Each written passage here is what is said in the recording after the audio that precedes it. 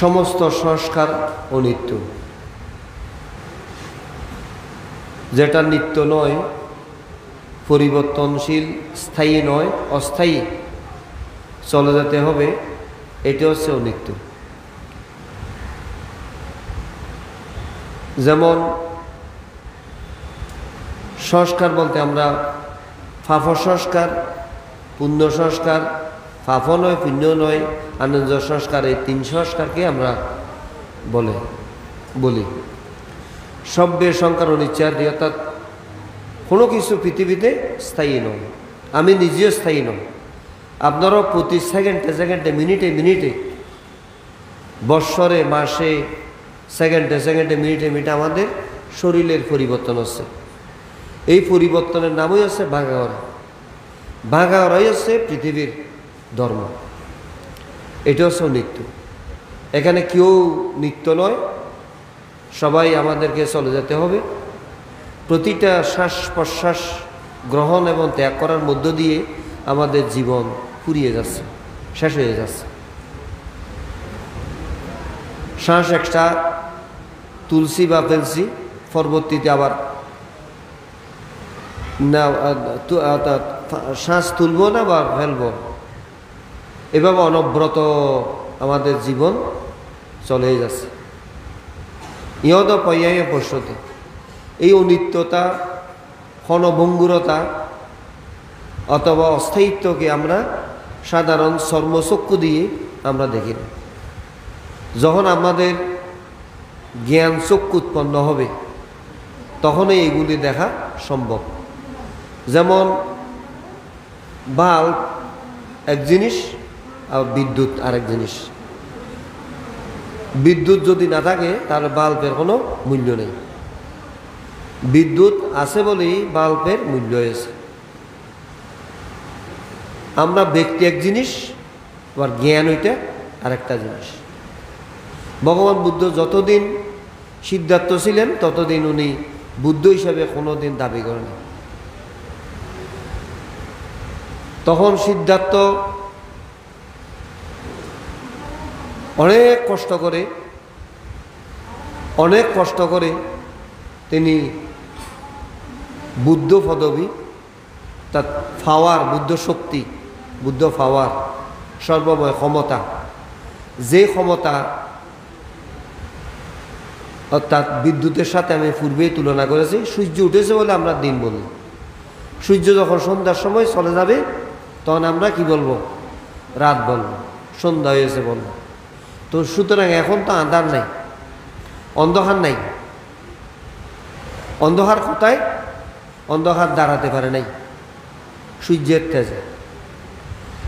এখানেও বাল্বের আলোর কারণে কেন অন্ধকার দাঁড়াতে পারে না, কিন্তু অন্ধকার আছে।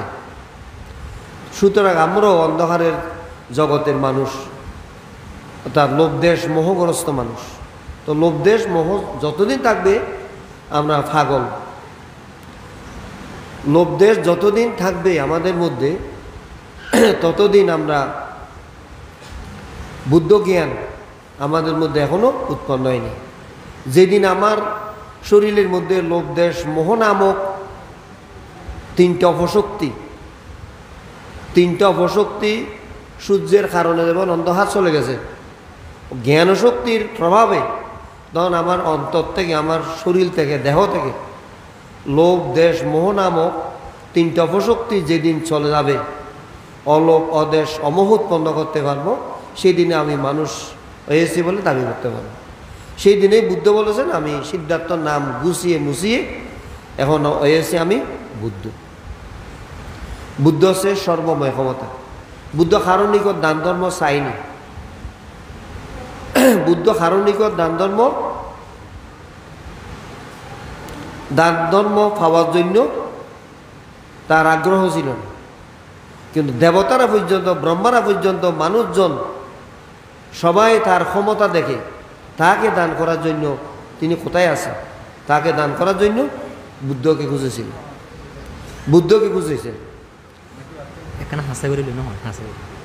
ঠিক আছে না?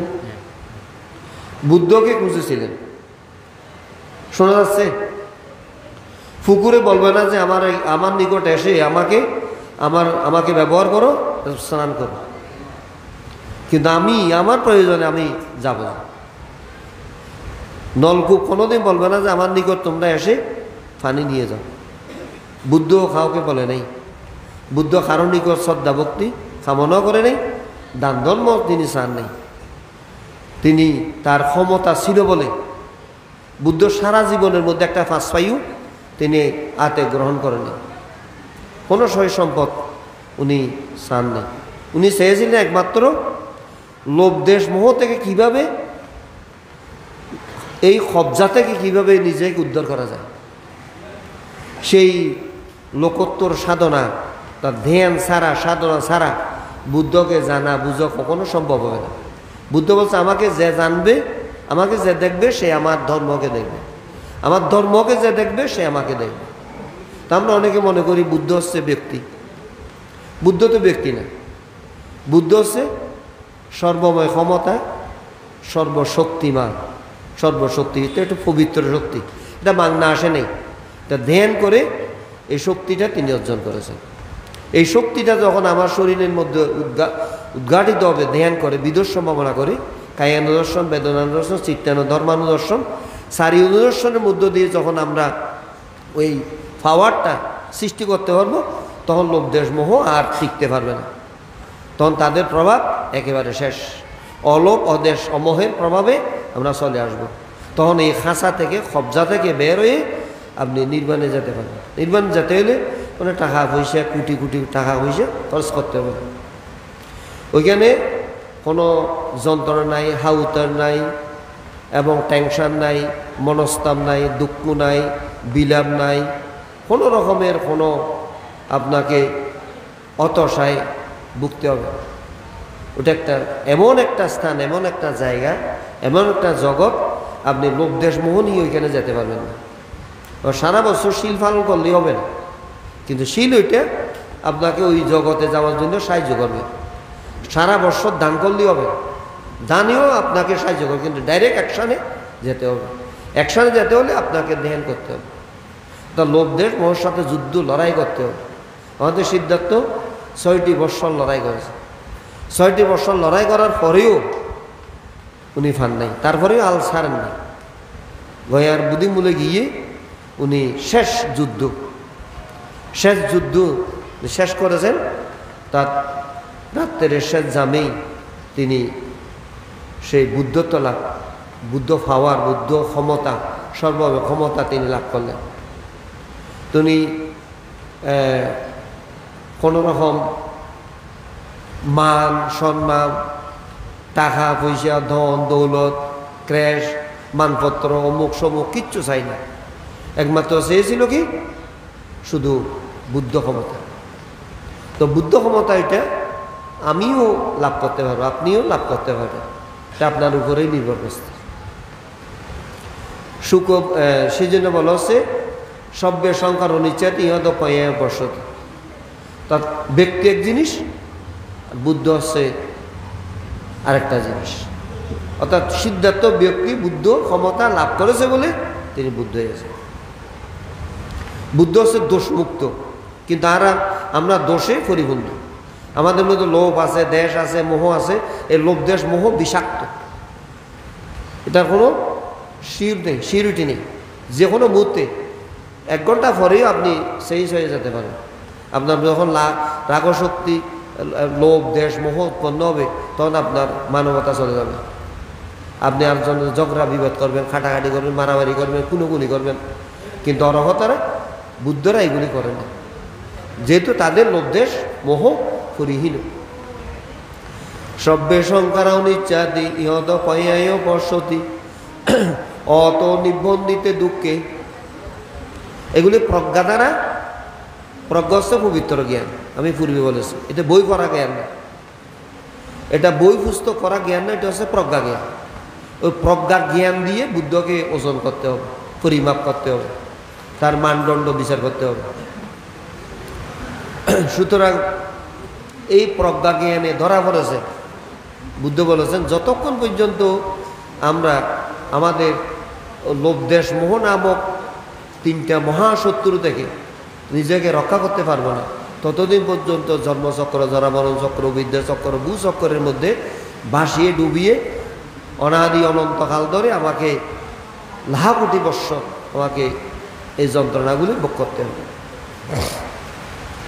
এই প্রজ্ঞাগুলি চর্ম চোখ দিয়ে দেখবেন না, অত নিবন্ধিত দুঃখে অসমজ্ঞ বিশুদ্ধি। যখন বিশুদ্ধিটা অর্জন যখন হবে, তখনই আপনি সেই বিশুদ্ধ, অর্থাৎ আমরা এখন দোষে পরিপূর্ণ। সমুদ্রের পানি মুখে যদি নিই তাহলে ওইখানে লবণে পরিপূর্ণ। তা আমাদের শরীরটা হচ্ছে লোভ দেশ মোহ নামক বিষে পরিপূর্ণ। তো লোভ দেশ মোহ নামক বিষ যতদিন পর্যন্ত আপনি সরাতে পারবেন না, ততদিন পর্যন্ত আপনাকে বারবার এভাবে আসা যাওয়ার খেলার মধ্যে থাকতে হবে, বিভিন্ন জুনিতে জন্মগ্রহণ করতে হবে। ওই জুনিটা নির্ধারণ করবে আমাদের লোভ দেশ মোহ, আমার কর্মগুলি। সুতরাং এই কর্মগুলি থেকে যদি আপনি ন্যায় পেতে চান, বুদ্ধের একাই নয়ং বিক্ষোভে মগ্ন সত্যানং বিশুদ্ধি, একমাত্র পথ সেটা হচ্ছে বিদর্শন ভাবনা। বিদর্শন ভাবনা ছাড়া আপনি এই থেকে উদ্ধার হওয়ার আর কোনো রাস্তা নাই, কোনো পথ খোলা নাই। এটা আমার উপরেই নির্ভর করে। আজকে সানগাঁও কেন্দ্রীয় সার্বজনীন বৌদ্ধ বিহারের সকল দায়ক দায়িকা, উপাসক উপাসিকা এবং আমাদের নিরুদানন্দ ভিক্ষুর নেতৃত্বে আজকে যে দেশনার আয়োজন করা হয়েছে, এবং আমি দেশনায় অর্থাৎ দেশনা করার জন্য আমি বাঙ্গালহালিয়া থেকে আসছি। সুতরাং আমি সর্বপ্রথম বন্দনা করছি আমাদের তথাগত সম্যক সম্বুদ্ধকে এবং এই বিহারের যিনি অধ্যক্ষ, বাংলাদেশ বৌদ্ধ ভিক্ষু মহাসভার সংগনায়ক, বহুগুণে গুণান্বিত এবং পণ্ডিত পরম সদ্দেবান থেকে বন্দনা। এখানে নিরুদা ভিক্ষু, নিরুদানন্দ ভিক্ষু, বুদ্ধশ্রী, পাঁয়া ইন্দ্রিয় প্রমুখ ভিক্ষু সংঘ, সমাগত সমাজের গণ্যমান্য নেতৃস্থানীয় উপাসক উপাসিকা দায়িক দায়িকে শুদ্ধি সজ্জনবন্ধ।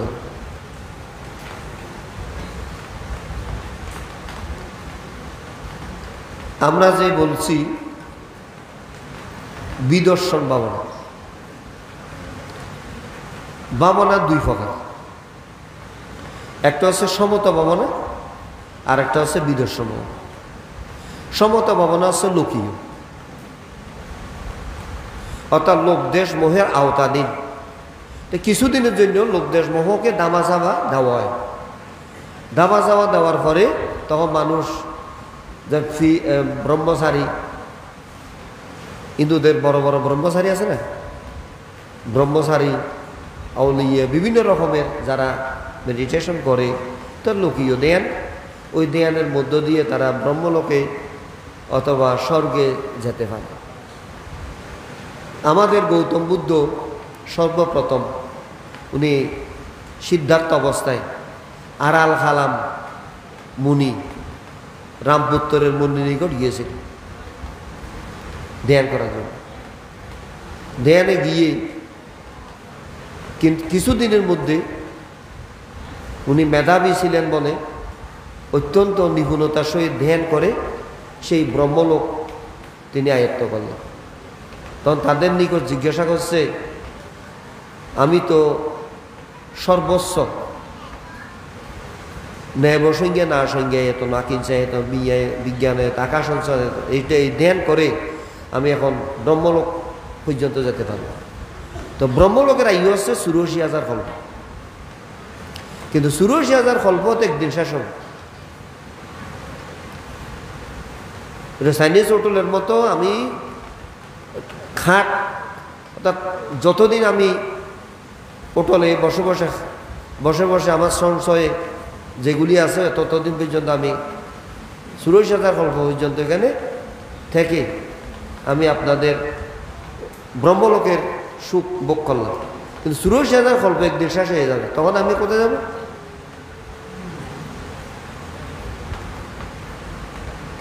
আবার আমাকে ঘুরতে হবে। সুতরাং ওইখানে নিরাপদ নয়। ব্রহ্মলোক যাওয়াও ওইটাও কিন্তু নিরাপদ নয়। তখন বুদ্ধ সিদ্ধার্থ তাদেরকে বলেছেন, আপনাদের এর উপরে আর কোনো ধ্যান আছে কিনা? তারা সরাসরি জবাব দিয়েছে, এর উপরে আর কোনো আমাদের ধ্যান নেই। যেহেতু আমি আপনাদের এই ধ্যানে আমি সন্তুষ্ট হতে পারি না, আমি চাই একেবারে, অর্থাৎ যেখানে গেলে চিরদিন অমর হয়ে থাকবো, চিরদিন অমর হয়ে থাকবো। আমার দুঃখ আসবে না, হতাশা আসবে না, মনস্তাপ আসবে না, যন্ত্রণা আসবে না, বিলাপ আসবে না, কষ্ট আসবে না, অর্থাৎ কোনো রকমের টেনশন, দুঃখ, যন্ত্রণা ভোগ করতে হবে না, তেমন একটা স্থান চাই। কদে না, আমরা এইটা দিতে পারবো না। তখন সিদ্ধার্থ বলছে যে ঠিক আছে, আপনারা যেখানে শেষ করেছেন সেখান থেকে আমি শুরু করব। আপনাদের ধর্মের ট্রাক ব্রহ্মলোক পর্যন্ত গিয়েছে, ওইখান থেকে স্তব্ধ হয়ে গেছে, আর যেতে পারবে না। তো আপনারা যেখানে শেষ করেছেন সেখান থেকে আমি শুরু করব। ওইখান থেকে শুরু করে এই নির্বাণ তিনি আবিষ্কার করেছেন। এই নির্বাণ বুদ্ধ ছাড়া, জগতের সম্যক সম্বুদ্ধ ছাড়া আর অন্য কেউ নির্বাণের পথ দেখাতে পারে। সমত ভাবনা হচ্ছে লোকীয় ভাবনা, তারাও আড়াল হালাম মুনি, রামপুত্র মুনি, এটার সমত ভাবনা। চিত্তকে কিছুদিনের জন্য শান্ত সমাহিত করেছে, কিন্তু ওই চিত্ত আবার 84,000 কল্প পরে আবার অশান্ত হয়ে উঠবে, আবার জেগে উঠবে। যখন অশান্ত হয়ে উঠবে, জেগে উঠবে, তখন ওই চিত্ত আবার আমাকে বিভিন্ন জনিতে পরিভ্রমণ করা হয়। সুতরাং এই নাটক আমি বন্ধ করতে চাই।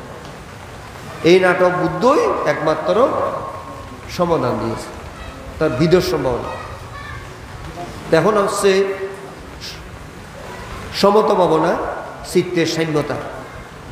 পীর, আউলিয়া, ব্রহ্মচারী, অমুক সমুক যারা করেছে ধ্যান, এগুলো হচ্ছে সমত ভাবনা, আওতাভুক্ত।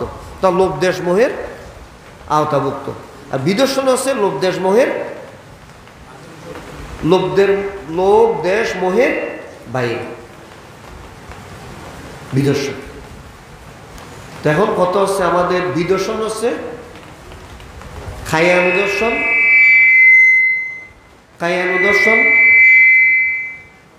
বেদনানুদর্শন, ধর্মানুদর্শন এবং চিত্তানুদর্শন। বিদর্শন কায়ানুদর্শন কি?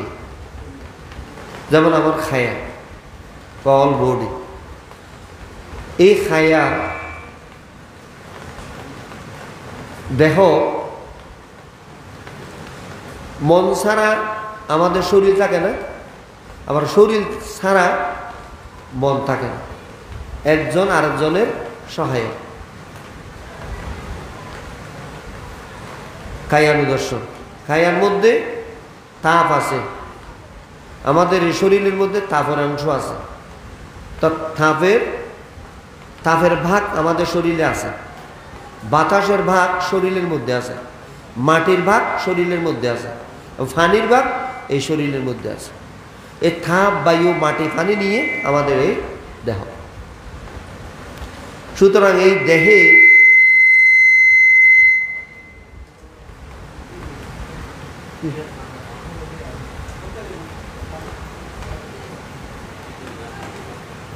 লোক, দেশ, তাপ, বায়ু, মাটি এবং পানি।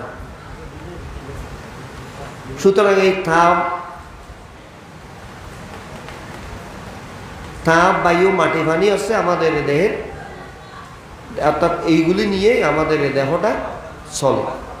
আমরা উঠতে পারছি, খেতে পারছি, বসতে পারছি এবং নড়াচড়া করতে পারছি, সব কিছু করতে পারছি কি জন্য? তাপ, বায়ু, মাটি, পানির কারণে। এবং আমাদের দেহ, এই দেহের ভিতরে যদি আমরা একটু চাই, ছোট করি তো ছোট করি তো এটা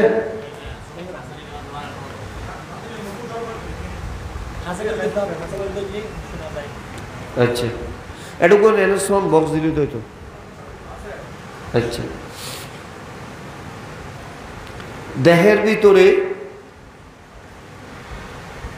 আমাদের 32 প্রকার অসুচি 96 প্রকার রোগ ব্যাধি আপনারা এখানে বসে রয়েছেন কেউ কিন্তু ভালো নেই এই শরীর নিয়ে শরীরের মাংস নিয়ে আমরা কেউ এখানে ভালো নেই কোনো না কোনো রোগ ব্যাধি নিয়ে আপনারা বসে আছেন আমিও বসে আছি এটা দেবতার শরীর হোক ব্রহ্মার শরীর হোক যার শরীর হোক না কেন গরুর শরীর হোক মহিষের শরীর হোক যার শরীর হোক না শরীর নিয়ে কেউ ভালো না ভালো নেই সুতরাং এই দেহ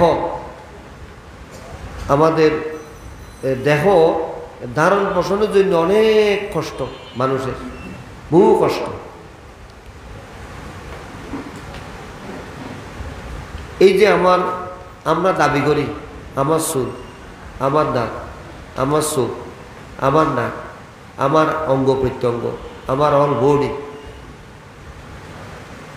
আমরা দাবি করি না আমার চুল আমার বলতে এখানে কিছু আছে আপনি নিজে বলছেন যে আমার দেহ তো আপনার দেহের মধ্যে বিভিন্ন রোগ ব্যাধি আছে তো আপনার দেহ যদি হয়ে থাকে এই রোগ ব্যাধি এখন বের হয়ে যাও আপনার কথা শুনবে আপনার চুল আপনার কথা শুনবে আপনার কানে আপনার কথা শুনবে চুল তো ফেঁকে যাবে তো আপনি চুলকে বলেন তো একটা চুলও পাকতে পারবে না কান ভালো করে শুনতে হবে চোখে ভালো করে দেখতে হবে আপনার কথা শুনবে না সুতরাং এই শরীরের গোলামি করতেছে এই শরীরে কি করতেছি গোলামি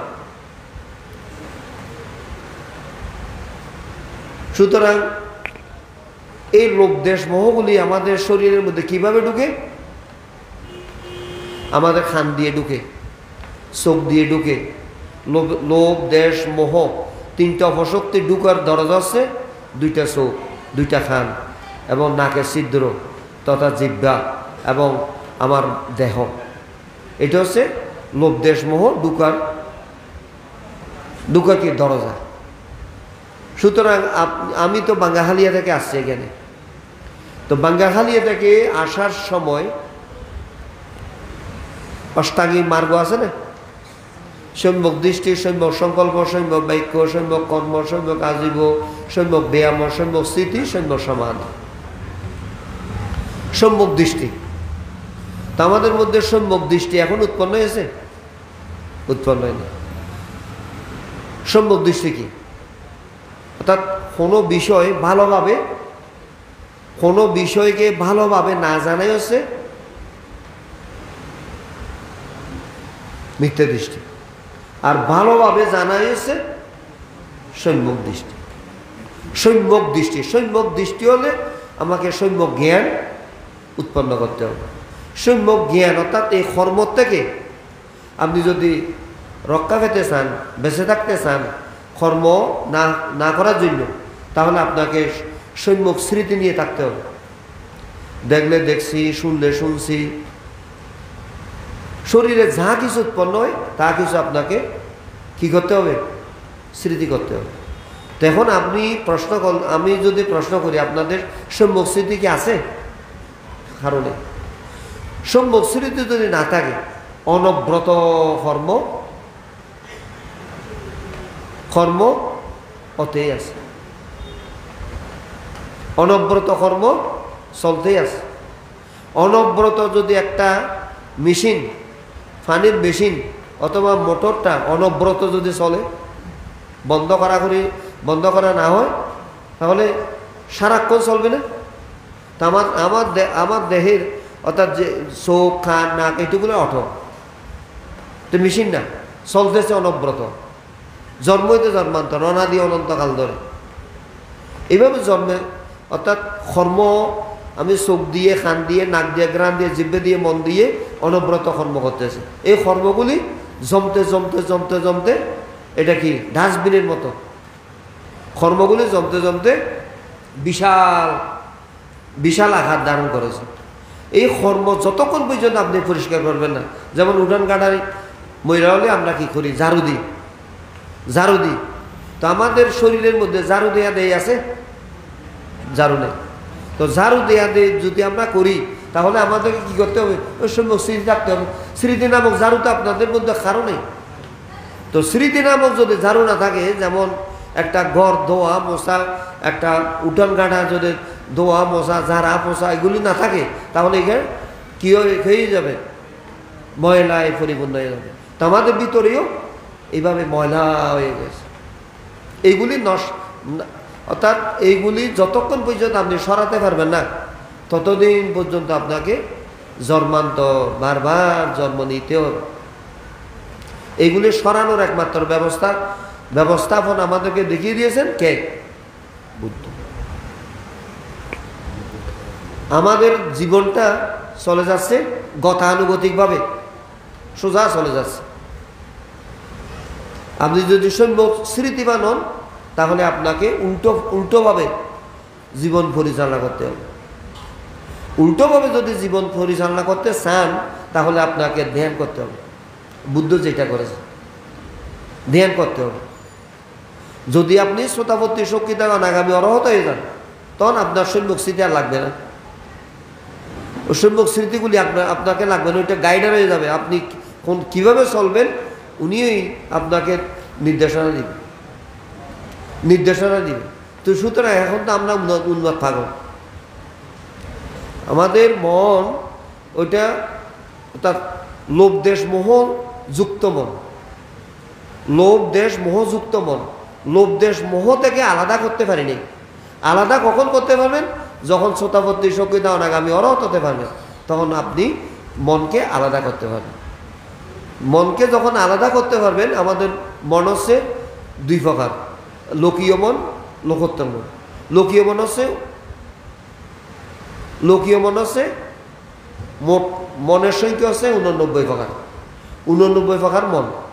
89 প্রকার মনের মধ্যে 81 প্রকার হচ্ছে লোকীয় মন, লোকাচারী মন, শয়তান মন। অপশক্তি জনিত মন হচ্ছে 81 প্রকার। আর লোকোত্তর মন হচ্ছে 8 প্রকার।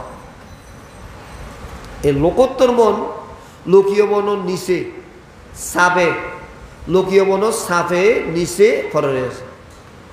কারণ ওনার শক্তি হচ্ছে অপশক্তির ক্ষমতা বেশি, ফাফশক্তির ক্ষমতা বেশি, লোভদেশ মোহের ক্ষমতা বেশি, ধর্মশক্তির ক্ষমতা খুবই কম। কেন? আমরা সব সময় অপশক্তি নিয়ে আসি, বাজে কর্ম নিয়ে আসি এবং বাজে কথাবার্তা নিয়ে আসি। জন্মের সাথে যোগাযোগ আমাদের কম, ওই অপশক্তির সাথে যোগাযোগ প্রত্যেক দিন। এই জন্য অপশক্তির ক্ষমতা বেশি, ধর্মশক্তির ক্ষমতা কম। তো কম বিদায় সুতরাং ধর্মশক্তি উৎপন্ন করে ওই অশক্তির কবজা থেকে নিজেকে বের করে আনতে হবে। নিজেকে বের করে যতক্ষণ পর্যন্ত আমি 89 প্রকার অর্থাৎ 81 প্রকার লোকীয় মনের ছাপ অবসান করতে পারবে না, ততদিন পর্যন্ত লোকোত্তর মন উৎপন্ন হবে না। উৎপন্ন না হলে আমি বলতে পারবো আমি কোথায় আসছে, কোথায় যাব, কি করব, এই সেই আমার ঠিকানা আমি উদ্ধার করতে পারবো না। তো সুতরাং আমার ঠিকানা যদি আমি উদ্ধার করতে না পারি, তাহলে আমি মনুষ্য জীবনে জন্মগ্রহণ করাবো, এটা হচ্ছে বৃথা। এটা হচ্ছে বৃথা। সুতরাং এটা উদ্ধার করা সম্ভব। আমাদের বুদ্ধ বলেছেন এটা উদ্ধার করা সম্ভব, কিন্তু আমাদের মনকে শাসন অনুশাসনে নিতে হবে।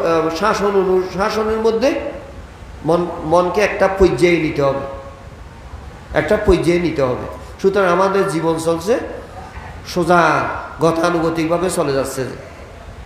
সুতরাং আপনি যখন ধ্যান করবেন তখন জীবনকে উল্টো পথে পরিচালনা করবেন। উল্টো পথে যখন পরিচালনা করতে পারবেন তখন আপনার জীবন, তখন মনুষ্য জীবনের সার্থকতা তখনই হবে।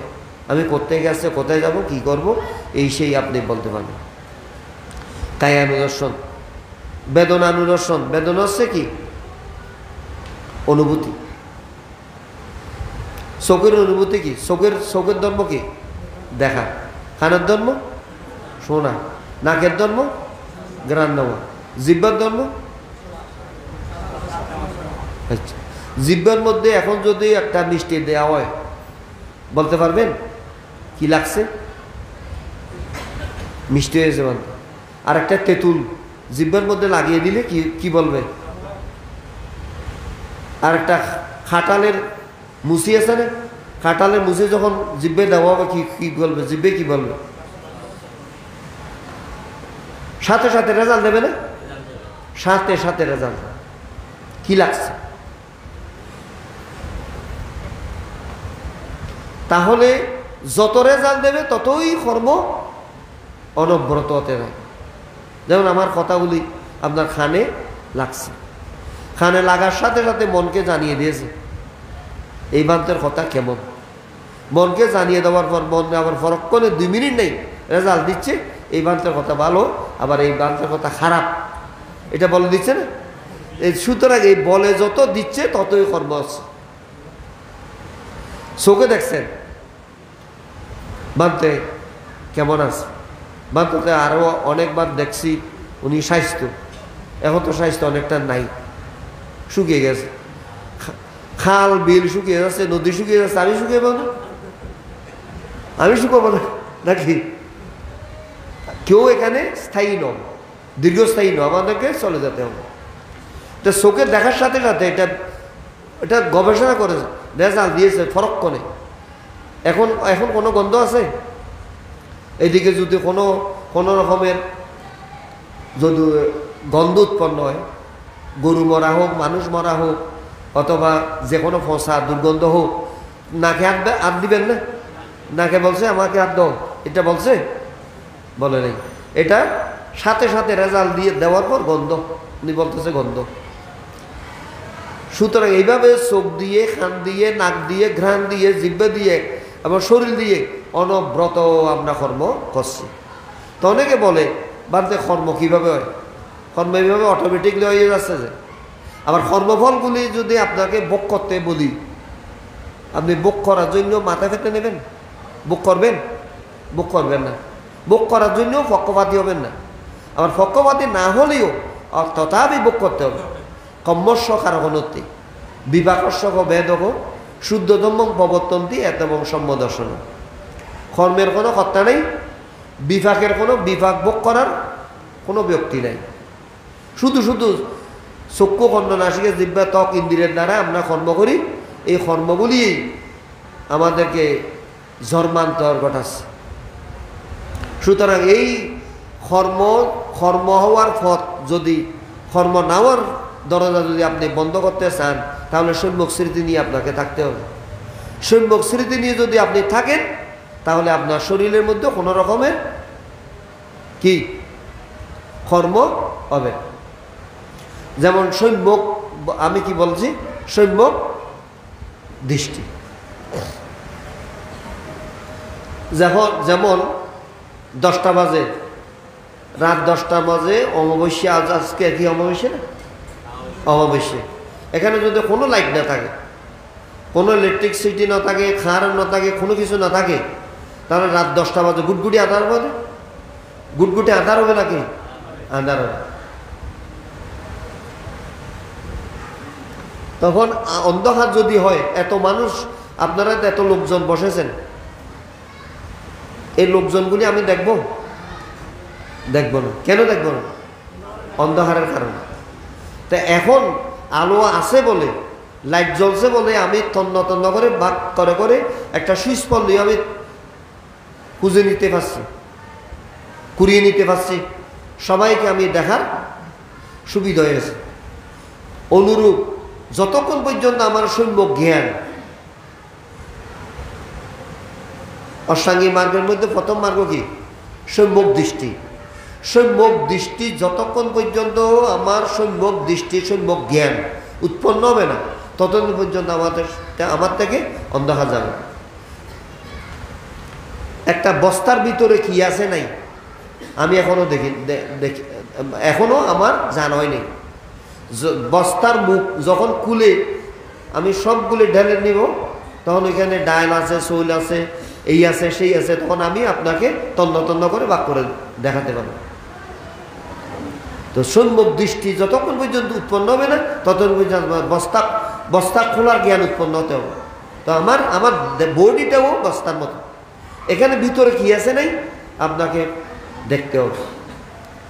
কিভাবে দেখবেন? এইটা হচ্ছে সর্বচোখ।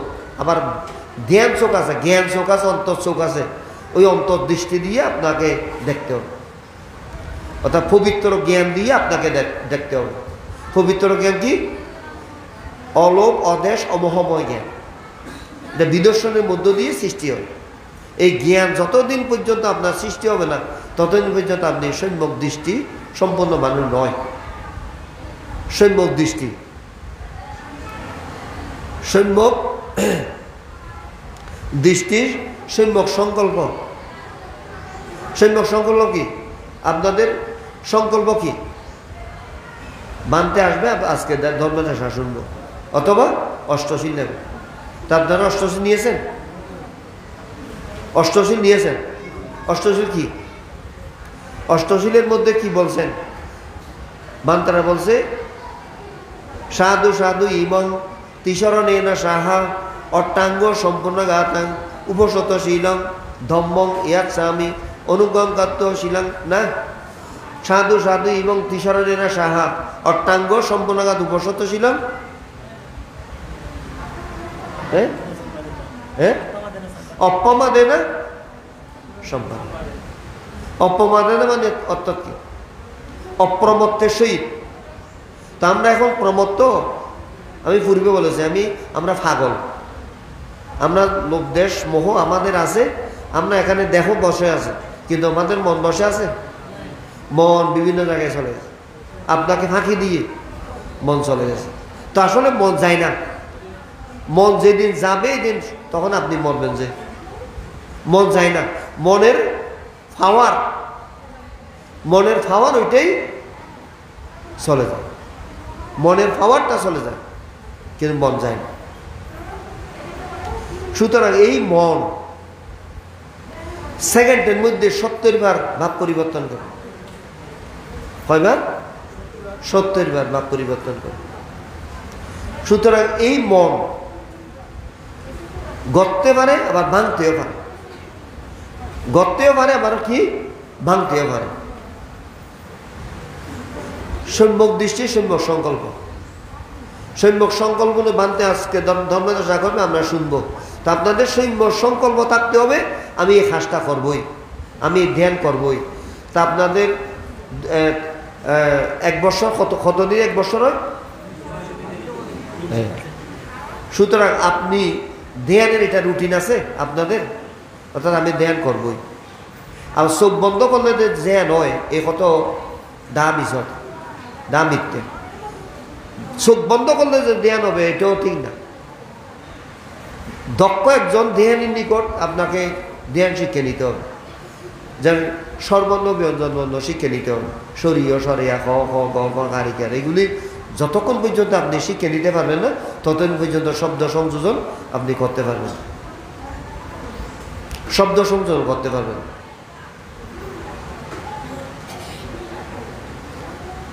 তাই অর্থাৎ ধ্যান 365 দিনে 1 বছর।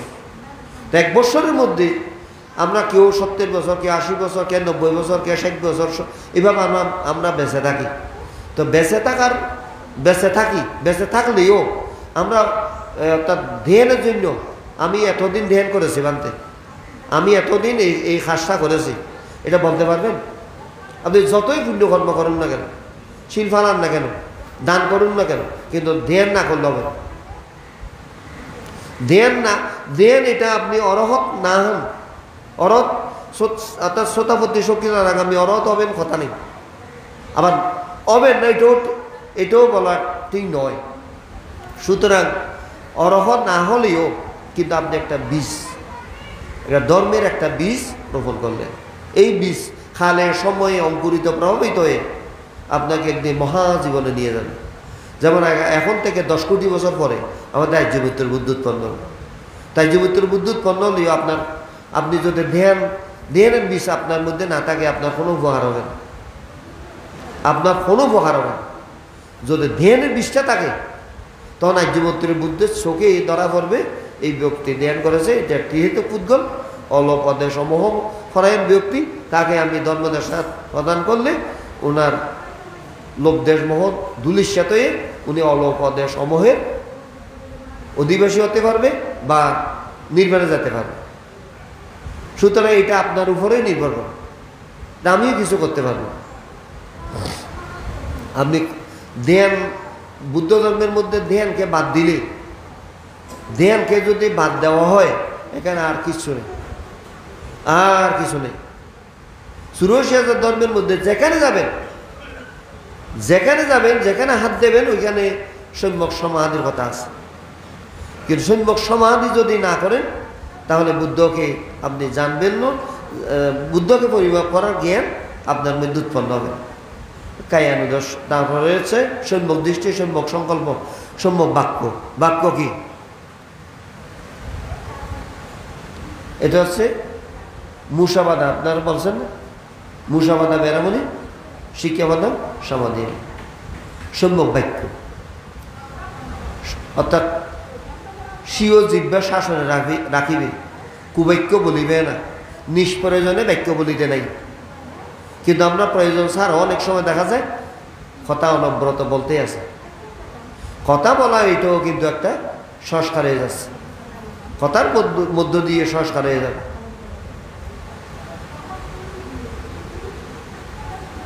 ঠিক না? সম্যক কর্ম, সম্যক আজীব, সম্যক ব্যায়াম, সম্যক, এইগুলি তো অনেক কথা, অনেক লম্বা কথা।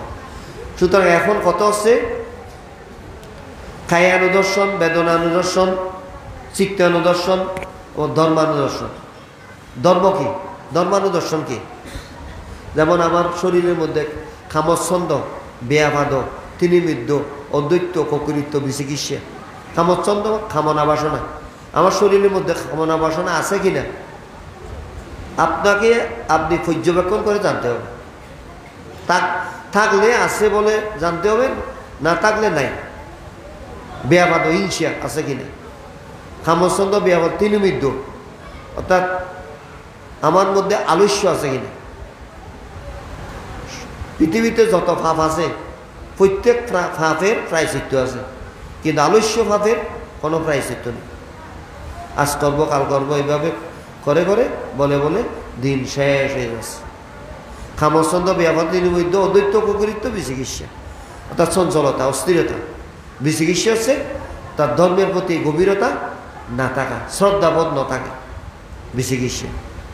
তো এখন কত হচ্ছে আমাদের বিদর্শন, অর্থাৎ বিপরীত, জীবনকে বিপরীতভাবে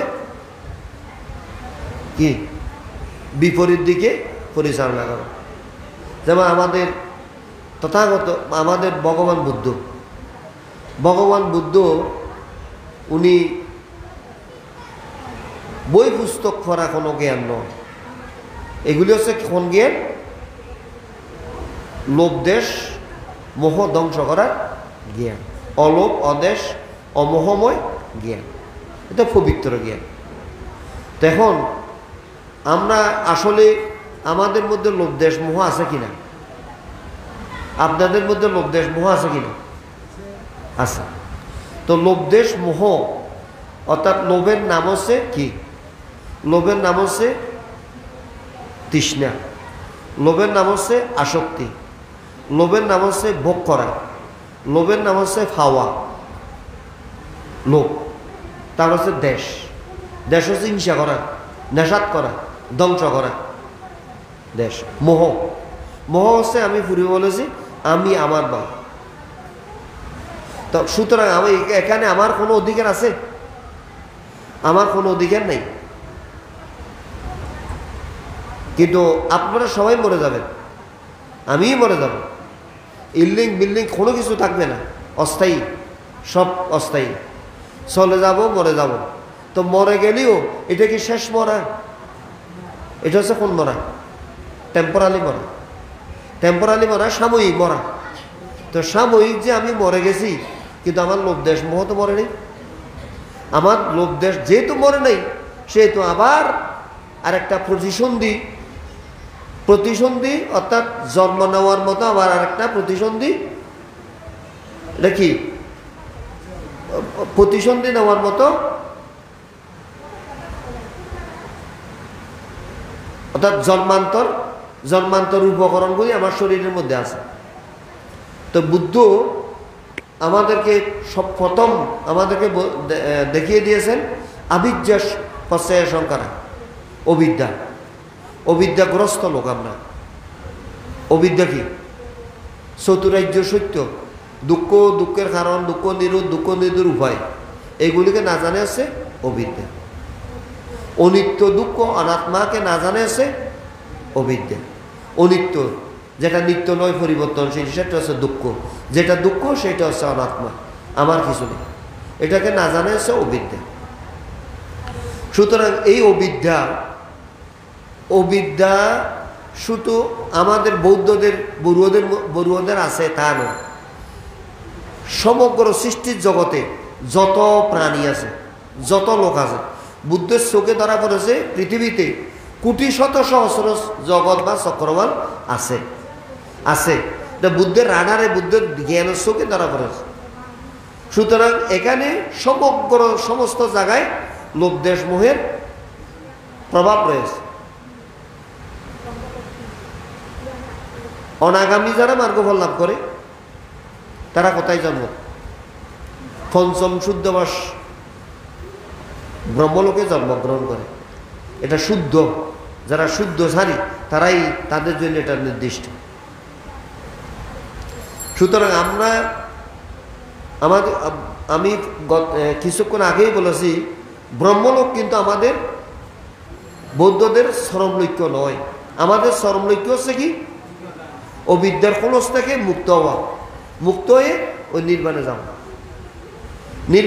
নির্বাণে আমরা যেতে চাই। নির্বাণ একটা আরেকটা, আমি উপমা দিয়ে বলছি, অর্থাৎ নির্বাণ এইটা আরেকটা জগৎ। এই জগতে যেতে হলে আপনাকে লোভ দেশ মোহ এখানে ধ্বংস করতে হবে, না হয় আপনি নির্বাণের যাত্রী হতে পারবেন না। নির্বাণের রাস্তায় আপনাকে দাঁড়াতেও দেবেন। যদি আপনি এয়ারপোর্ট থেকে যদি একটা কোনো জায়গায় ঢুকেন, তখন আপনাকে চেক করা হবে কি আছে নাই, কি দিয়ে চেক করে না, চেক করে, তখন ওইটা বাতায়, অর্থাৎ শব্দ করে ওনার শরীরের মধ্যে কোনো কিছু আছে। তো আপনাকে যখন নির্বাণে যাওয়ার জন্য আপনি রাস্তায় দাঁড়াবেন, তখন আপনাকে যখন চেক করা হবে, তখন আপনার মধ্যে লোভদেশ মোহ আছে, এটা বাধা। লোভদেশ মোহ ওইটা শেষ করতে হবে প্রথমে। লোভদেশ মোহ শেষ করতে হবে প্রথমে। কিভাবে শেষ করবে? ও বিদর্শন দিয়ে শেষ করতে পারলেই তারপরে আপনি ওই লোকের অধিবাসী হবেন। তাহলে অবিদ্যা অর্থাৎ স্মৃতি নিয়ে, সম্যক স্মৃতি নিয়ে থাকা হচ্ছে অবিদ্যা থেকে রক্ষা পাওয়া। আবিদ্যা পচায় সংকারা, সংকারা পচায় বিয়ানাং, বিয়ানা পচায় নাম রূপং। অবিদ্যার কারণে সংস্কার। অবিদ্যার কারণে কি? সংস্কার। অবিদ্যা কি?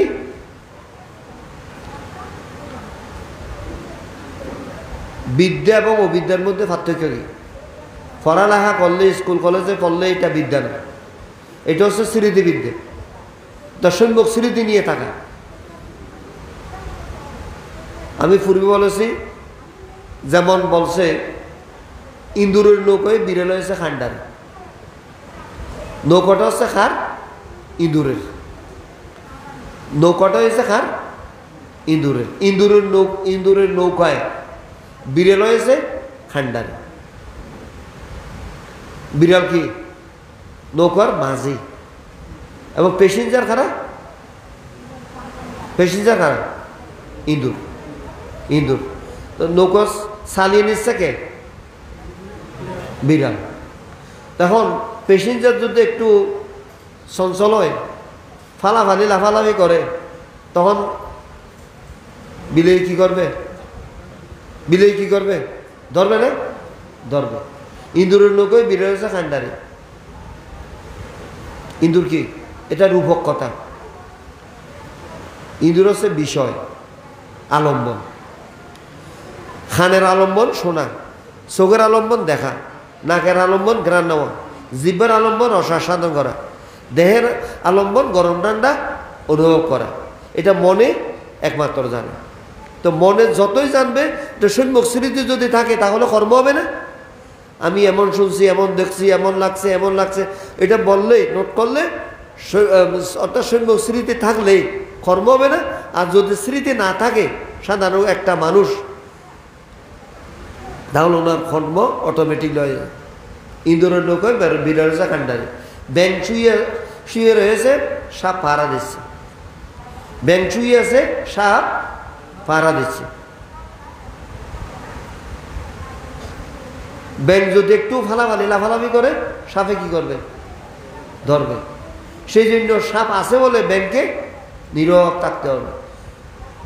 ইঁদুর আছে বলেই, বিড়াল আছে বলেই ইঁদুরকে নীরব থাকতে হবে। ব্যাং শুয়ে আছে, সাপ পাহারা দিচ্ছে। বলদ প্রসব করে, গাভী বাজে। বলদ প্রসব করে, গাভী বাজে। কিন্তু আমরাও প্রসব কি? আমাদের সিদ্ধার্থ গৌতম বলছে, আমি শ্রোতাপতি শক্তিদান আগামী অরণ নামক সন্তান যতদিন আমি জন্ম দিতে পারিনি ততদিন আমি বুদ্ধ বলিনি। যেদিন আমি ওই ছেলে অর্থাৎ বুদ্ধি নামক সন্তান জন্ম দিতে পেরেছি, সেই দিনে আমি বলছি আমি বুদ্ধ, আমি বুদ্ধ। সুতরাং আমাদের এই 7টা বাচ্চা হবে শ্রোতাপত্তি শক্তিদাগামী অনাগামী অরহৎ হবে। কিন্তু আমাদের বর্তমান হওয়ার জন্য আমরা বাচ্চা, আমার থেকে বাচ্চা হওয়ার জন্য আমার কোনো প্রচেষ্টাই নেই। হবে, কিন্তু আমি গাভী বাজা, বলদ প্রসব করে, গাভী বাজা। নিত্যই শ্রীগাল সিংহের সঙ্গে যুদ্ধ করে, লোভ দেশ মোহ প্রত্যেক দিন যুদ্ধ করে। কবির এই তত্ত্ব সাধারণ লোকেই বুঝে, অল্প লোকেই বুঝে। এইভাবে অনবরত আমাদের অবিদ্যা পর্যায়ে সংকারা সংস্কারগুলি এইভাবে অথেই আছে। সংকারা পর্যায়ে বিজ্ঞানা, বিজ্ঞানা হচ্ছে বিজ্ঞান। আমি মরে গেছি, কিন্তু আমার দেহ অর্থাৎ রূপ না দেহ, গুণে ধরা শরীর, এটা মারা গেছে। কিন্তু আমার কর্ম মারা গেছে, আমার লোভ দেশ মোহ মারা গেছে, আমার লোভ দেশ মোহ মারা যায় না। সুতরাং আমার লোভ দেশ মোহ যতদিন পর্যন্ত আমি ধ্বংস করতে পারবো না, ততদিন পর্যন্ত আমাকে ও বিজ্ঞান হচ্ছে জন্ম নেওয়ার ম্যাটেরিয়ালস, উপকরণ। ওইটা স্বামী স্ত্রী মিলন, স্ত্রী পুষ্পবতী, স্বামী স্ত্রী মিলন, গন্ধর্ব হচ্ছে, তা গন্ধর্ব হচ্ছে অর্থাৎ যে সত্তা জন্ম নেবে ওইটাই গন্ধর্ব, ওইটাই হচ্ছে গন্ধর্ব। বিজ্ঞান হচ্ছে নামরূপ। বিজ্ঞানের কারণে হচ্ছে নামরূপ। নামরূপ কি? মন আর শরীর। নামারূপ, নামারূপ হচ্ছে সরায়তন। নামরূপের কারণে সরায়তন। সরায়তন কি? চক্ষু, চক্ষুআয়তন, কর্ণায়তন, ঘ্রাণায়তন, জিহ্বায়তন, কায়ায়তন, মনায়তন। 6টি দরজা আয়তন। সরায়তন পাশে স্পর্শ, এইগুলির কারণে স্পর্শ অর্থাৎ চোখের সাথে, রূপের সাথে, কর্ণের সাথে, শব্দের সাথে, নাকের সাথে, গন্ধের সাথে, জিহ্বের সাথে, রসের সাথে, শরীরের সাথে, গরম ঠান্ডার সাথে, এইভাবে অনবরত স্পর্শ তো সম্পর্ক হচ্ছে। যতই সম্পর্ক হবে ততই কর্ম হবে। সম্যক স্মৃতি যদি না থাকে কর্ম হবে। আর সম্যক স্মৃতি নিয়ে যদি আপনি অবস্থান করেন তাহলে কর্ম হওয়ার কোনো সুযোগ আপনার মধ্যে নাই। বর্ষ পশে বেদনা। বেদনা কি? বর্ষ পশায়ও বেদনা। বেদনা হচ্ছে কি? সুখ বেদনা, দুঃখ বেদনা, উপেক্ষা বেদনা। আমি ভালো একটা রূপ দেখেছি, ইস আমি এই রূপটা যদি আরো উপভোগ করতাম, আরো দেখতাম, এটা সুখ বেদনা। আমি একটা রূপ দেখেছি বিশ্রী কুশ্রী, এই রূপটা না দেখলে ভালো হইতো, এটা হচ্ছে দুঃখ বেদনা। আরেকটা রূপ দেখছি এটা সুশ্রীণ কুশ্রীণ মধ্যম অবস্থার মধ্যে আছে, এটা হচ্ছে উপেক্ষা বেদনা। আমি একটা শব্দ শুনছি ভালো লাগছে, আরো শোনার ইচ্ছা, এটা সুখ বেদনা। শোনার ইচ্ছা না থাকলে এটা হচ্ছে দুঃখ বেদনা। আর শুনছি এটা ভালো না খারাপ হলো, এটা হচ্ছে উপেক্ষা বেদনা। বেদনা, এই বেদনাগুলি অনবরত চলতে আছে। বেদনা, বেদনা পথে তন্না, তন্না হচ্ছে কি তৃষ্ণা। যেমন 15-20 দিন ধরে প্রায় এই বছর 5-6 মাস বর্ষা হয়েছে, এত নদী, এত পানি, এত বর্ষা, এত বর্ষার পানিগুলি কোথায় পড়ছে? ছাদে পড়ছে। ছাদের পানিগুলি আবার উঠানে গেছে, উঠানের পানিগুলি নালা নর্দমে গেছে, নালা নর্দমার পানিগুলি ছড়াই গেছে, ছড়ার পানিগুলি বিলে খালে গেছে, বিলে খালের পানিগুলি আবার নদীতে গেছে, সমুদ্রে গেছে। সমুদ্রে যাওয়ার পরেও কি সমুদ্রের 2 কুল বেয়ে পড়ে যাচ্ছে পানি, পড়ে যাচ্ছে। অনুরূপ আমার কর্ম, আমার তৃষ্ণা আমাকে পরিপূর্ণ দিতে পারবে না। কোন একজন ব্যক্তি সিগারেট খায়, সিগারেটটা জ্বালার পর আরেকটা জ্বালায়, সিগারেটের তৃপ্তি দিতে পারছে?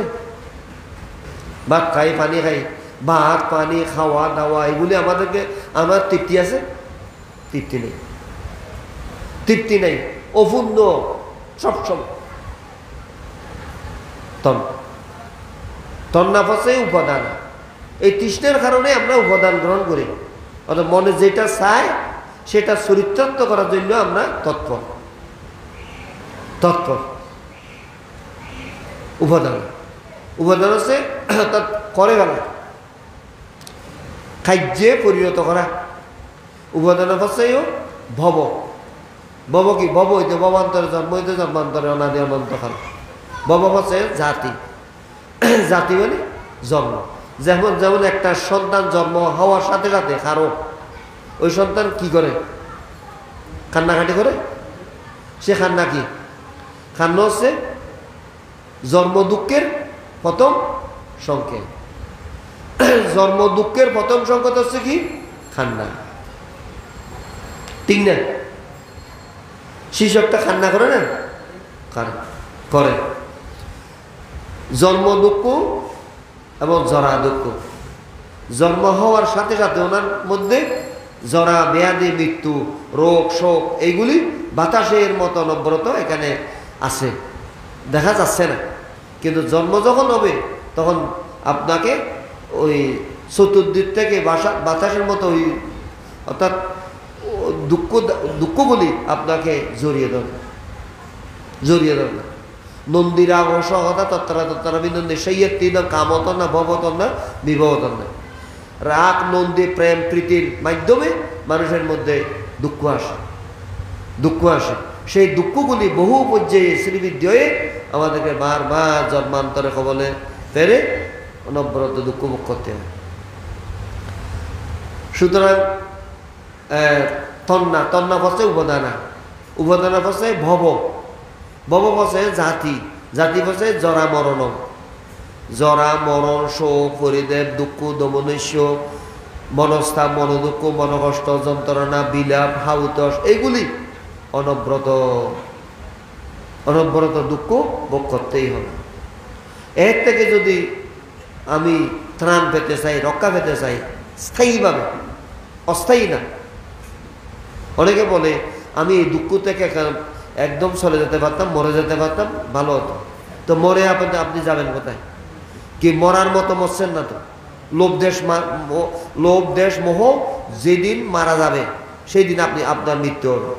আমাদের গৌতম বুদ্ধ একবার বলেছে, গৌতম বুদ্ধ বলছে আমি একবার জন্ম নিয়েছি আর জন্ম নেব, এই জগৎ আমি শ্রেষ্ঠ, আমি শ্রেষ্ঠ, আমি আর জন্ম নেব, এবং আমি একবারেই মরেছি আর দ্বিতীয়বার আমি আর মরব না।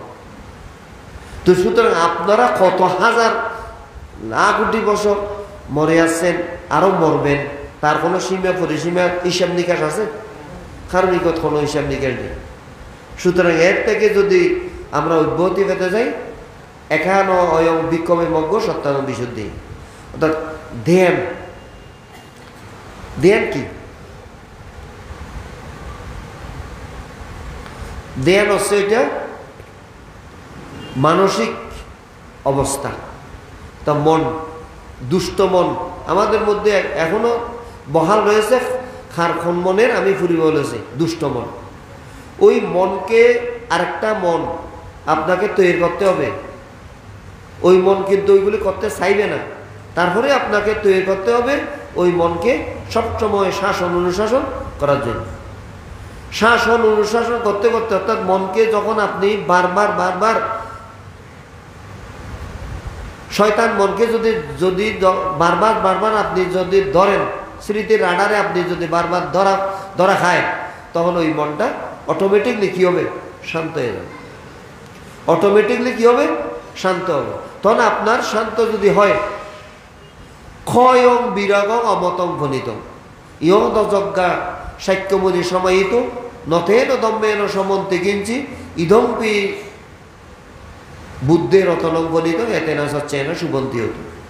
তখন আপনি পুরাতন কর্ম অর্থাৎ নতুন নতুন কর্মপথ যখন আপনি বন্ধ করবেন স্মৃতি দিয়ে, সম্যক স্মৃতি দিয়ে, চোখ বন্ধ, খান বন্ধ, নাক বন্ধ, ঘ্রাণ বন্ধ, জিহ্বা বন্ধ, মন বন্ধ, অর্থাৎ এইগুলি যখন আপনি স্মৃতির মাধ্যমে যখন কন্ট্রোল করবেন, বাহ্যিক কোনো বিষয় আপনার শরীরে প্রবেশ করতে পারবে না, প্রবেশ করার পথ বন্ধ।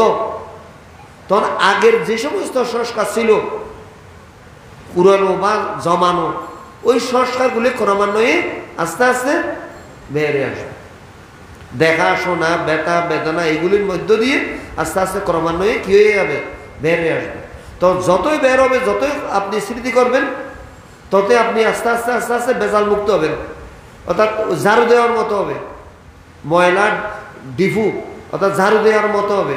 তখন আস্তে আস্তে আস্তে এই খাঁচড়াগুলি শরীর থেকে লোভ দেশ মোহর মাধ্যমে যেগুলি খাঁচড়া আমরা শরীরের মধ্যে ময়লা আবর্জনা জমিয়েছি, জমে গেছে আবর্জনা, আরো কিছু জমাইও না, ক্ষয় করো আবর্জনা, খরচ সেটি মনে যেগুলি জমে আছে এইগুলি যখন আপনি আস্তে আস্তে ক্রমান্বয়ে ক্ষয় করবেন, তখন আপনার শরীরের মধ্যে যখন ক্লিন হয়ে যাবে, পরিষ্কার হয়ে যাবে, তখন এই পরিষ্কারের মধ্যে এই ফুল ফুটবে, এই ফুল ফুটবে। কিন্তু এখন আপনাদের মনটা পরিষ্কার আছে? পরিষ্কার নেই। তো পরিষ্কার এটা ঘষা মাজা করলেও কি পরিষ্কার হবে? এটা ধ্যান করতে হবে, স্পটে যেতে হবে, তার সঙ্গে লড়াই করতে হবে, যুদ্ধ করতে হবে। তো লড়াই করতে হবে, যুদ্ধ করতে হবে। এটা অস্ত্র শস্ত্র দিয়ে কুড়ল দিয়ে আপনি লড়াই করবেন না। অর্থাৎ ওই মনটা আছে আরেকটা মন তৈরি করে ওইখানে ওই মনটাকে বারবার বারবার বারবার আপনাকে কি করতে হবে? শাসন করতে হবে। এইভাবে যখন আপনি দিন, যেমন আমাদের মহা সত্যিভট্টার সূত্রের মধ্যে বলছেন, কেউ যদি ধ্যান করে সারা জীবন, অত 1 মাস ধ্যান করলে অত শ্রোতাপত্তি শক্তিটা আমি অনাগামী অরহত হতে পারবে, 2 মাস করলে অত শ্রোতাপত্তি শক্তি অনাগামী অরহত হতে পারবে, 3 মাস করলেও তাও পারবে, অত 7 মাস করলেও তা পাবে, 7 বছর করলেও হবে। এভাবে যদি আপনি সারা জীবন করেন, অত মৃত্যুর পূর্বাহ্ন হয়ে যাবে। মৃত্যুর পূর্বাহ্ন যদি না হন, বুদ্ধের অনুৎপন্নের সময় আপনি প্রত্যেক বুদ্ধ হবে, তাও যদি না হন, হয়তো আপনি সম্যক সম্বুদ্ধের সময় 1 লাইন আমাদের আর্যবর্তের বুদ্ধ উৎপন্ন হবে, তখন আপনি 1 লাইন ধর্মের কথা শুনে তখন আপনি অরহত ফল লাভ করার ক্যাপাসিটি আপনার উৎপন্ন হবে, ক্যাপাসিটি আপনার উৎপন্ন হবে। কখন? অর্থাৎ এই ধ্যানের লোকসান নেই, এই ধ্যানের মাইন নেই, আপনি হবেনই হবেন, কিন্তু আপনাকে শুরু করতে হবে। কিন্তু আমরা ধ্যানকে অনেকে ভয় পাই, ধ্যানকে আমরা কি ভয় পাই। ধ্যান যেমন আমি বার্মায় করেছি, অরহত মহাসি শেয়ারের শিষ্য ও জনকা বিভংস শেয়ার। তখন আমি যখন ওই সময় গিয়েছিলাম, তখন উনি নাকি 3 মার্গের অধিকারী, 3 মার্গের অধিকারী। তখন ওইখানে আমি অরহত বগু সেয়াডো, অরহত কুলুং সেয়াডো, অরহত সামিয়েটং সেয়াডো, 3-4 জন অরহতের সাথে আমার দেখা হয়েছে। আমি ধ্যান করেছি ওইখানে অরহতের সামনে। সুতরাং আপনি ভালো একজন টিচারের নিকট আপনাকে শিক্ষা নিতে হবে যদি ভালো পাস করতে চান। ভালো একজন টিচারের নিকট শিক্ষা নিতে হবে এবং আপনার একটা সম্যক সংকল্প থাকতে হবে আমি ফারামি তৈরি করবো। কোন ফারামি? ধ্যান করাইতে কোন ফারামি? নিষ্কর্ম্য ফারামি। নিষ্কর্ম্য ফারামি যদি না থাকে আপনি বুদ্ধোৎপন্ন হলেও আপনি বুদ্ধের চোখে ধরা পড়বেন না, বুদ্ধ আপনাকে দেখবেন। বুদ্ধ ধর্ম দেশনা করলে আপনার কোনো লাভ হবে না। ওই ফারামিটা আপনাকে তৈরি করে রাখতে হবে।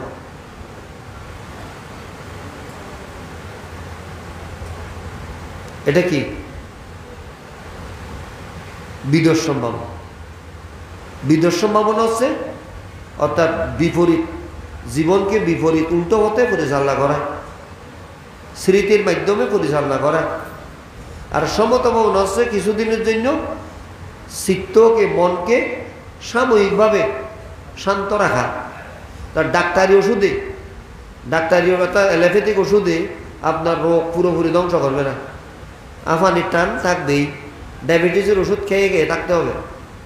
আর এইটা যদি আপনি খান, বুদ্ধের এই ওষুধটা একেবারে আপনি চিরতরে মুক্ত হতে পারবেন। অর্থাৎ বারবার আপনাকে মরতে হবে না, বারবার জন্মান্তর গ্রহণ করতে হবে না। বুদ্ধ বলছে এটাই সুখ, এটাই শান্তি। এই সুখ এই শান্তির ফল আর অন্য কোনো ধর্মগুরু দেখাতে পারে না। একমাত্র বুদ্ধই আমাদেরকে এই পথ দেখিয়ে দিয়েছেন এবং সেই ধর্মের অনুসারে আমরা তা আমরা বুদ্ধ হিসেবে দাবি করি। কিন্তু বুদ্ধ হিসেবে বুদ্ধের ঘরে জন্ম নিয়েছি বলে, বুদ্ধ পরিবারে জন্ম নিয়েছি বলে আমরা মনে করি আমরা বৌদ্ধ। কিন্তু আমরা বুদ্ধ ধর্মে জন্ম নিয়েছি বলে আমরা বুদ্ধ দাবি করতে পারি না। আমরা যোজন যোজন মাইল, কোটি কোটি মাইল বহু দূরে। বুদ্ধকে যদি আপনি পেতে চান, তাহলে বুদ্ধ ওজন করতে যদি চান, পরিমাপ করতে চান, তাহলে বুদ্ধের ওই ধর্মটা অনুশীলন করতে হবে। যেমন আমাদের ফুটিরা বাস্তবে উনি 84,000 ধর্ম জানত, 84,000 ধর্ম জানত। ভগবান বুদ্ধ একদিন কোনো এক অনুষ্ঠানে গেছে, ওই মানতে এটা গেছে। বুদ্ধ তাকে এই তুচ্ছ বলে সম্বোধন করেছে, এইদিকে আসো, এই তুচ্ছ এটা নাও, এই তুচ্ছ এটা করো, এইভাবে তুচ্ছ বলে তাকে সম্বোধন করেছে। তন্তে ওই মানতে অত্যন্ত মর্মাহত। তখন বুদ্ধের নিকট হাত জোর করে দাঁড়িয়েছে, ভগবান আমাকে আপনি বিদোষ সম্ভাবনা করার জন্য অনুমতি প্রদান করুন। বুদ্ধ বলছে এই তুচ্ছ আমি তোমাকে বিদোষ সম্ভাবনা করার জন্য অনুমতি দেব না। তখন ওই সময় আরো অনেক ভিক্ষু সঙ্গ ছিল, সারিপুত্র বলেন, মুদগলায়ন বলেন, আরো অনেক ভিক্ষু ছিল। তাদের নিকটও যাচনা করেছিল ওই বান্তেটা। কিন্তু 84,000 ধর্ম খেয়ে ফেলছে, 84,000 ধর্ম খেয়ে ফেলছে বলতে পারবে। তখন বুদ্ধ তো দেনেই, ওই বান্তারও দেনে। তখন একজন শ্রমণ ছিল,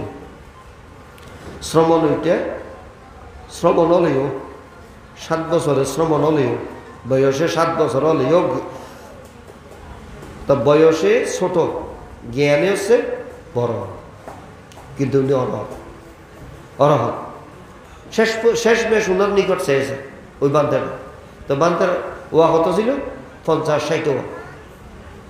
তখন ওই শ্রমণকে বলছে, শ্রমণ আমাকে একটু ধ্যান করার জন্য অনুমতি দেন। বান্তে আমি দেব, আপনাকে ইয়া করতে হবে কি, আমার একটা কি আছে, হ্যাঁ আমার একটা ধরা নিয়ম আছে। আপনি এই যে ফোঁসা হইয়া আছে, হইয়ের মধ্যে আপনাকে স্নান করতে হবে। যদি করতে পারেন তাহলে আমি আপনাকে দেব। ওই হইয়াটা হচ্ছে অর্থাৎ যেতমান বিয়ের ভিক্ষু সংঘরা ওইখানে টয়লেট করতো, ওই টয়লেটগুলি এখনো পানির উপর দিয়ে বাঁচছে। তখন ওই বাঁধতে আর দেরি না করে এখানে নেমে গেছে। নেমে যাওয়ার পর শ্রমণ বলছে, বাঁধতে আপনি চলে আসেন, আপনাকে কি জন্য ওইখানে নামিয়েছি জানেন? তখন বাঁধতে বলছে, আমার অহংকার, আমি যে ত্রিপিটক জানি, এত কিছু জানি, আমার অহংকার ধ্বংস করার জন্য, সান্নি করার জন্য আপনি আমাকে ওখানে নামিয়েছেন। মানতে বুঝছেন চলে আসেন।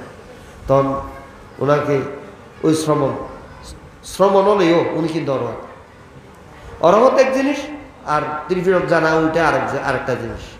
ত্রিপিটক জানলেও ওটা তির্যকরা এত সুন্দর দরজা ঠেকাতে পারে, আর উনি শ্রমণ হলেও ত্রিপিটক না জানলেও অসুবিধা নেই, উনি কিন্তু তির্যকরা এত সুন্দর দরজা পুরোপুরি স্বর্গের দরজা বন্ধ করে দিয়েছে। তা আপনি স্বর্গে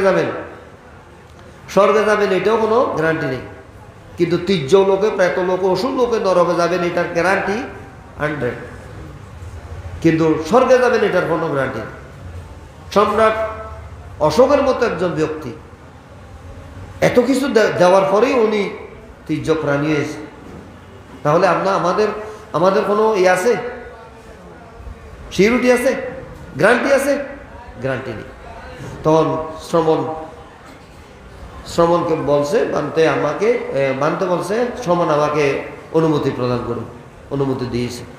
অনুমতি দেওয়ার পর তখন উনি সংবেগ নিয়ে ধ্যান শুরু করেছে। ধ্যান করে অল্পক্ষণের মধ্যে 2-3 ঘন্টার মধ্যে উনি অরহত্ব ফল লাভ করে দেখিয়ে দিয়েছে। তখন বুদ্ধ বলছে, তুমি এখন বুদ্ধপুত্র, আসো আমার সাথে আসো, এখন তুমি কি বুদ্ধপুত্র। কারণ ওনার বুদ্ধর নির্যাস, বুদ্ধের ধর্ম, ধর্মের রস, ধর্মের প্রেম, ধর্মের প্রীতিগুলি ওনার শরীরের মধ্যে উলটপালট হচ্ছে। কিন্তু আমরা বুদ্ধের ধর্মের জন্ম নিয়েছি, কিন্তু আমরা বুদ্ধের ধর্মের স্বাদ এখন আমরা পাইনি। ধর্মের স্বাদটা কি জিনিস আমরা এখনো পাইনি। তাই করণীয় সূত্রের মধ্যে বলছে, করণীয়মেত্ত কুশলে না অন্তং সন্তং পদম অভিসমেস্য শক উজুস্য সুজুস্য শুভস্য মুদ নদিমানি। যিনি করণীয় কর্তব্য সম্পাদনকারী ব্যক্তি, তিনি সক্ষম, অতি সরল, সোজা, আদেশ পালনে সুভাগ্য, এবং কোন সংগঠনের সাথে, কমিটির সাথে, সমিতির সাথে উনি সম্পৃক্ত নয়। উনি শুধু ওনার ইচ্ছে, আমি এই স্কুলে আমি ঢুকেছি, আমার থেকে শ্রোতাপত্তি সক্ষিতাম আগামী অর্থফল লাভ করতে হবে। একজন ক্লাস 1-এর ছেলে, উনি মাতা পিতা ক্লাস 1-এ ভর্তি করে দিয়েছে ফ্যামিলি স্কুলে। ওনার লক্ষ্য কি? ক্লাস 5 পাস করা। 5-এর ছেলেকে আবার হাই স্কুলে ভর্তি করে দিয়েছে। ওনার লক্ষ্য কি? মেট্রিক পাস করা। এবং মেট্রিক পাস করে উনি বের হয়েছে, ওনাকে ভর্তি করে দিয়েছে কোথায়? কলেজ। তো কলেজের লক্ষ্য কি? উনি বিএ পাস, আইএ পাস করে বের হওয়া, আর তারপরে আবার বিশ্ববিদ্যালয় ঢুকেছে, বিএ পাস করে বের। এইভাবে আমার কার লক্ষ্য থাকতে হবে, আমি কি জন্য বিক্রি হয়েছি, শ্রোতাপত্তি সক্ষিতা অনাগামী অরত, এটা আমাকে পেতে হবে। তো আমি এক্সাম্পল, আমি 40 বছর আগে ভিক্ষু শ্রমণে এসেছি। 40 বছর আগে যে ক্লাস 1-এ ছিলাম এখনো 1। 40 বছর আগে যে 1-এ ছিলাম, 5 মানে ক্লাস 1-এ ছিলাম এখনো 1। আমার পরিবর্তন নাই। কেন নাই? ওই চেষ্টা আমার নাই। তার ছেলে যদি পড়ালেখা না হয়, তোমাকে এত কষ্ট করে ঢাকা বিশ্ববিদ্যালয়ে ভর্তি করে দিলাম পাস করার জন্য, তো ফাঁস করলে তখন আপনি খুশি হবেন না? অর্থাৎ লক্ষ্য, তখনকার সময়ে ভিক্ষু সংগ্রহের লক্ষ্য ছিল। বুদ্ধ বলছে, আমি তোমাকে যদি এইভাবে অনুশাসন না করতাম, তাহলে তোমার অরহত্য ফল অত নয়। তো 84,000 ধর্ম জানলেও তুমি ধর্মের নির্যাস, ধর্মের সুখ, ধর্মের প্রীতি, ধর্মের আনন্দ, এগুলি জানা তোমার দ্বারা সম্ভব হতো না। তো এখন তুমি ধর্মের নির্যাস, ধর্মের সুখ, ধর্মের প্রীতি, এগুলি তোমার এখন আয়ত্ত হয়েছে। তুমি এখন বুদ্ধপুত্র, তুমি যাও। আর তুমি নিশ্চিত এখানে কোথায় যাবে? তির্য লোকে, প্রেত লোকে, স্বর্গে, ওখানে যাবে না। তো আপনি স্বর্গে গেলে ওখানে নিরাপদ আছে? নিরাপদ নাই। তো ব্রহ্মলোকে গেলে তো নিরাপদ নেই। তো এত দান ধর্ম করছেন, ওই ব্লকের মধ্যে থাকবেন, যে এই ব্লক থেকে যদি বের হতে চান, এখানে দান ধর্ম কিছু লাগবে না। আপনাকে শুধু সম্যক স্মৃতিবান হতে হবে। সম্যক স্মৃতিবান হয়ে ওই জগতে আপনি প্রবেশ করতে পারেন। এখন থেকে আপনি যদি শুরু করেন বুদ্ধ বলছেন এই পশ্চিম উপন্যায়িক পশ্চাতম বেদ এসো দেখো আমিও বুদ্ধ হয়েছে কিনা আমাকেও পরীক্ষা করে দেখো, কষ্টিক পাথরের মধ্যে বসে দেখো। আমাকে যদি তুমি যদি বুদ্ধ হিসেবে যদি তুমি জানতে পারো তাহলে আমার ধর্ম গ্রহণ করো, না হয় আমাকে আমার ধর্ম গ্রহণ করার কোনো এখতিয়ার নেই। যে আমরা যে মনুষ্য জীবন পেয়েছি, কি পেয়েছি? আমাদের যে মনুষ্য জীবন আমরা পেয়েছি, এই মনুষ্য জীবন নরকের জন্য 1 সেকেন্ড, স্বর্গের জন্য 1 মুহূর্ত মাত্র। এই 1 সেকেন্ড 1 মুহূর্ত 80 বছর 90 বছর কিচ্ছু না। তাহলে আপনি একটু যোগ বিয়োগ করে হিসাব করে দেখেন কত বছর আপনি ঘুমিয়েছিলেন। কেউ কোনো ব্যক্তি যদি 80 বছর আছে, 40 বছর উনি ঘুমিয়েছিলেন, আর 40 বছর কি স্ত্রী পুত্র সংসার নিয়ে আছেন। ওইখানে ধর্ম কত বছর করেছেন? নিজেকে দেখার জন্য চেষ্টা করেছেন? কোনো চেষ্টাই নেই। সুতরাং অন্ধকার থেকে আসছি, লোভদেশ মোহ নিয়ে আসছি, আবার লোভদেশ মোহ নিয়ে আবার চলে গেল ও পুনমসিকে ভব। পুনমসিকে ভব বুঝতে পারেন? আগে যেভাবে ছিলাম এখনো এইভাবে, অর্থাৎ ক্লাস 1 থেকে আর আমার পদোন্নতি ওই নাই। 40 বছর আগে যেভাবে ছিলাম এখনো এইভাবে আছে। তো এখন এইটা ধর্ম, এগুলি জানা না জানা এগুলি হচ্ছে আপনার ব্যাপার। আপনি নিজেকে কোথায় নেবেন? যেমন এখানে অনেক লোকজন হয়েছে, আপনার কোন জায়গা থেকে আসছেন? তীর্য লোকে, প্রেত লোকে, অসুর লোকে, নরক থেকে, স্বর্গ থেকে, বিভিন্ন স্থান থেকে আপনারা এসে এই স্থানগার মধ্যে বা বিভিন্ন জায়গার মধ্যে জন্ম নিয়েছেন। আবার মরে মরে কোথায় যাবেন? আবার মরে কোথায় উৎপন্ন হবেন? এইখানে এর ঠিকানা কোনো কিছু আছে? হাজার হাজার ফানুস বাতি আর কি করি ছেড়ে দিই, এটা কোথায় পরে কোনো নির্দিষ্ট সময় নির্দিষ্ট জায়গা নেই। আর কোন জায়গা থেকে ছেড়ে দিয়েছে তাও আমরা জানি না। অনুরূপ আমরা কোত্থেকে আসছি, কোথায় যাব, কি করব, এই ঠিকানা আমাদের মধ্যে নাই। যতক্ষণ পর্যন্ত ধ্যান আপনি করতে পারবেন না ততক্ষণ পর্যন্ত এই ঠিকানা আপনার মধ্যে উৎপন্ন হবে না। বুদ্ধ বলছেন এগুলি জানা সম্ভব, এগুলি আমার উপরে নির্ভর করতেছে, আমি আমাকে কোথায় নিয়ে আসি। সুতরাং আমার ধর্মদেশনা দীর্ঘায়িত করবো না, যেহেতু আমাকে অনেক দূরে যেতে হবে, খাল নাল নদী পার হতে হবে। সুতরাং আরো একটু তাড়াতাড়ি হলে ভালো হতো আর কি, কিন্তু কারো সময় নেই বানতে। অনেকে বলে সময় নেই বানতে। আমার ছেলে আছে, মেয়ে আছে, হাঁস মুরগি গরু ছাগল এগুলি আছে। তা আপনি যদি আজকে মরে যান ওইগুলি কে চাবে, কে দেখাশোনা করবে? এই ঘর বাড়ি কে দেখাশোনা করবে? এগুলি হচ্ছে মায়ার জাল, মায়ার খেলা। সুতরাং এই বেজাল থেকে আপনাকে আসতে হবে, ছুটে আসতে হবে। সময় নিতে হবে যে না আমি ধ্যান করব, আমি ভাবনা করব, আমি এই জগৎ থেকে আরেকটা জগৎ চাই। আমাদের সিদ্ধার্থ অর্থাৎ রাজার সন্তান না, রাজার সন্তান, ওনার রীতিমতো উনি মানে কপিলবস্তু রাজা বিভিন্ন কিছু করতে পারত। সময় আসলে কারো থাকে না, আমারও নেই, আপনারও নেই, কারো নেই, কিন্তু সময় চলে যাচ্ছে। আমি যে 11:30 বাজে আমি বের হয়েছি, তো 11:30 এখন এখানে আস্তে আস্তে অনেক, অর্থাৎ 3-4 ঘন্টা হয়েছে। তো 11:30 এখন আছে নাই। তো দিনটা যেটা চলে গেছে, এটা চলে গেছে যে গেছে, ওটা আমি শত চেষ্টা করলেই ওই দিনটা ওই সময়টা ফিরিয়ে আনতে পারবো। এবং অনব্রত শরীর থেকে মাইনাস হয়ে যাচ্ছে, সময় চলে যাচ্ছে, এই মূল্যবান সময়, এই সময়কে আমরা কোনো কাজে লাগাতে পারছি না, শুধু আমরা ভেজালের মধ্যে আছি। সুতরাং আমার এখানে বৎসরে সারবার দেয়া নেই। কোথায়? বাঙালি বৎসরে সারবার দেন, আগে ব্রাহ্মণ দেন। আমি যেতাম টেকনাফ থেকে তেঁতুলিয়া পর্যন্ত আমি ব্রাহ্মণ দেন করেছি, এখন কিন্তু আর করিনি, যেহেতু জীবন আস্তে আস্তে বাটা পড়ছে। অনিত্য দুঃখ অনাত্মার সংসার চলে যেতে হবে একদিন।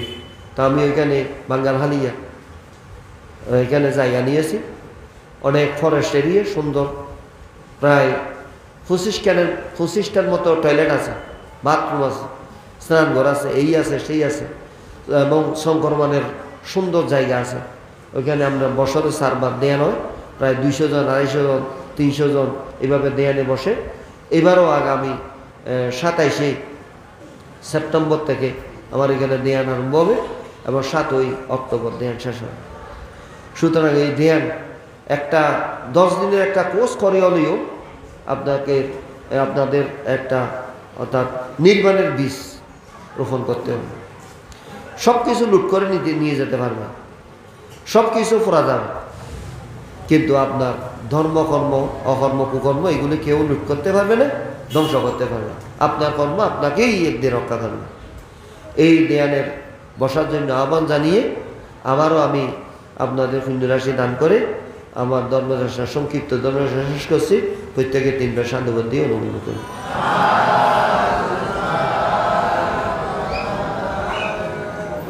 কটা বাজে?